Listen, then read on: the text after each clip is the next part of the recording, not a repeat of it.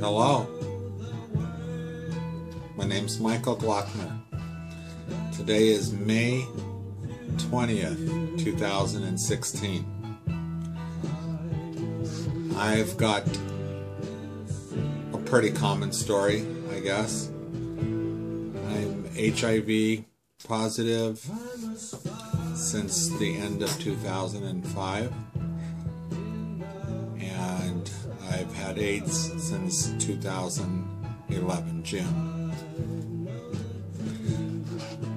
And I'm going to do some reality videos so my kids, Gina and Jessica, and my granddaughter, Ava Rose, can see and watch these later on in life and, you know, whatever. I don't even know how to start this, to be honest with you, but I've been wanting to do it for a long, long time.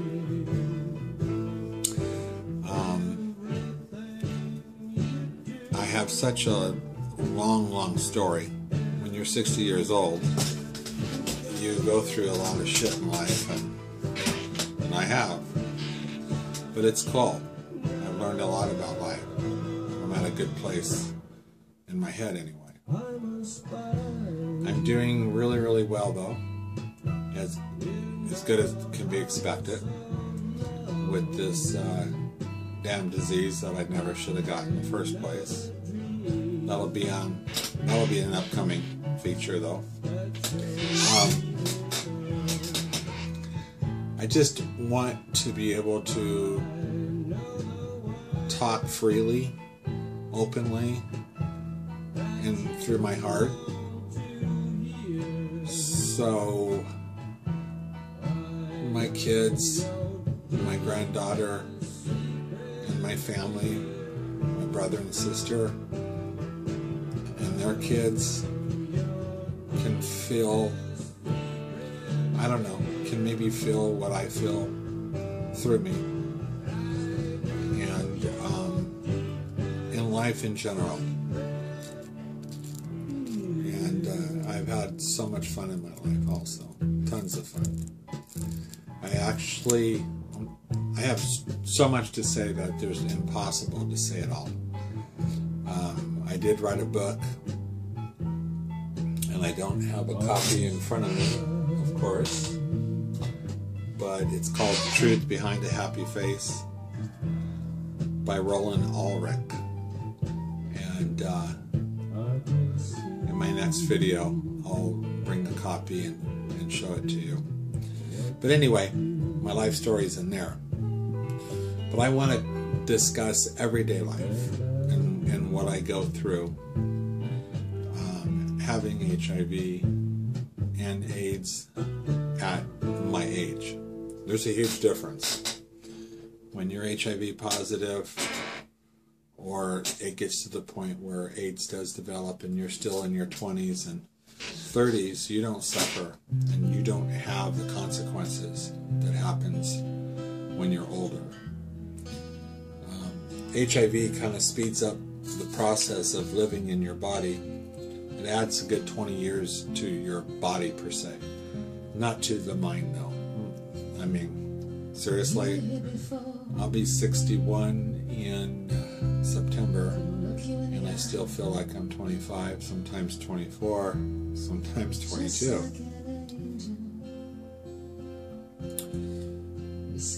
I do miss those days.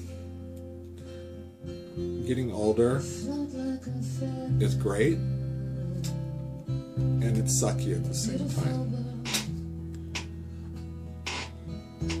And the biggest regret in my life was even getting HIV. And I didn't obtain it until I was 50 years old. And I felt like a loser, a total loser, to be honest with you. When you're 50 and get it, it's almost like a slap in the face. I knew better. I knew the rules. I'd been around. I'm a smart person.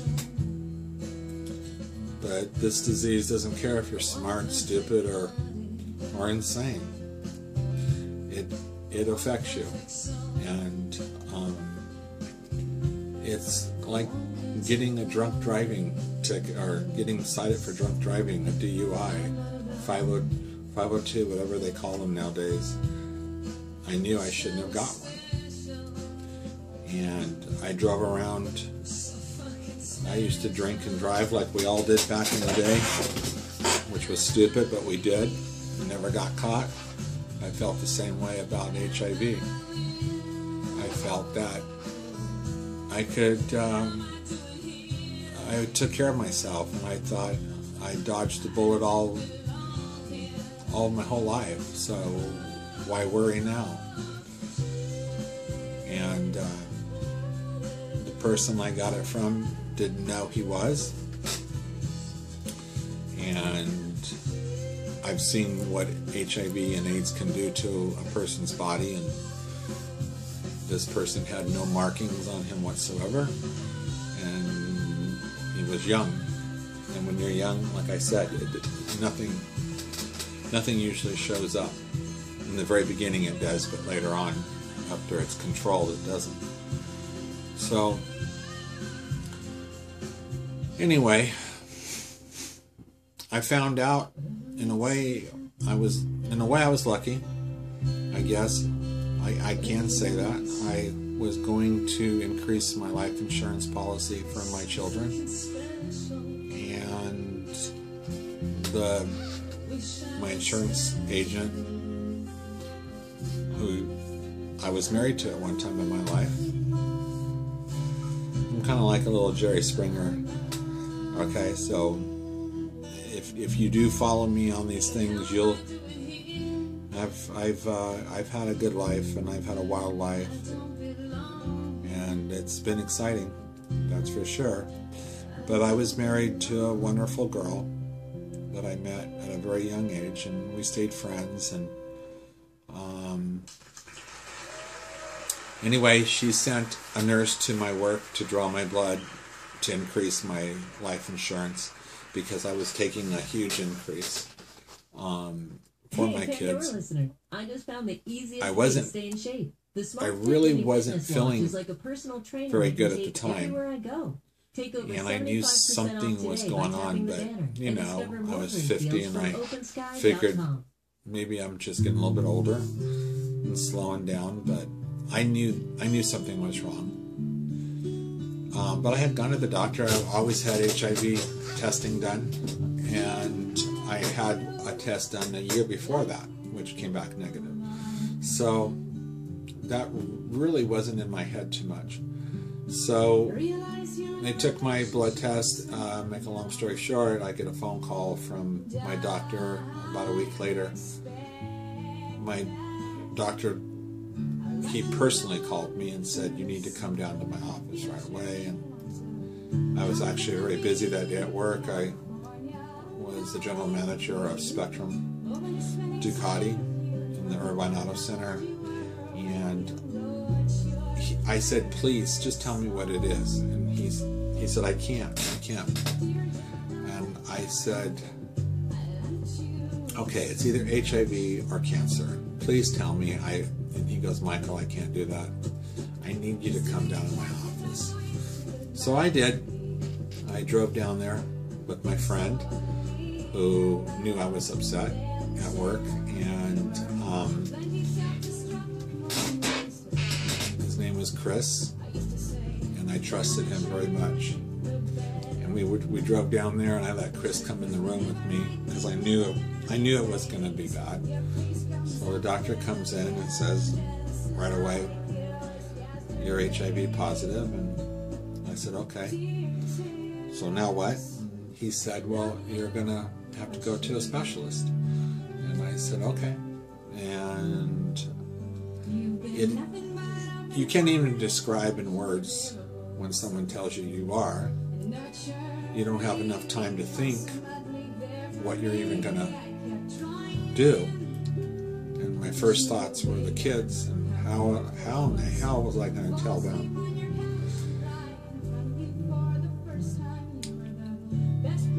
But anyway, we, Chris and I walked out to the parking lot, and there was a Mexican restaurant right there called On the Border. Not there anymore, but I said, let's go in there. I have to have a margarita. And I was never one to drink during the day. And so we ordered a margarita, and I just chilled, and just so many things flashed in my head. So many things. My parents, my grandparents, everybody was flashing through my head. And I went back to work,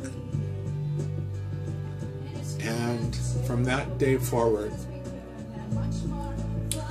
I've had to pretend and believe in myself and pretend that everything's going to be okay. When, in the end, you have reality, and you have strength, you have courage, and you have faith, but you know that you're going to be fighting something for the rest of your life. And it's quite overwhelming, to be quite honest with you. I wasn't shocked at all, though, because I knew I didn't feel right. And I had a haze in my head, and I'd run fevers, and I was getting tired. I was taking naps. I never took fucking naps before, and here I was taking naps. And I was a good motorcycle rider, and I was still riding my bikes and enjoying life and doing all the normal things, but I knew, I can't say this enough, I knew I had something majorly wrong with me. So anyway, we're going to stop this one, and I'm going to continue talking and sharing and hopefully help other people, because your life's not over.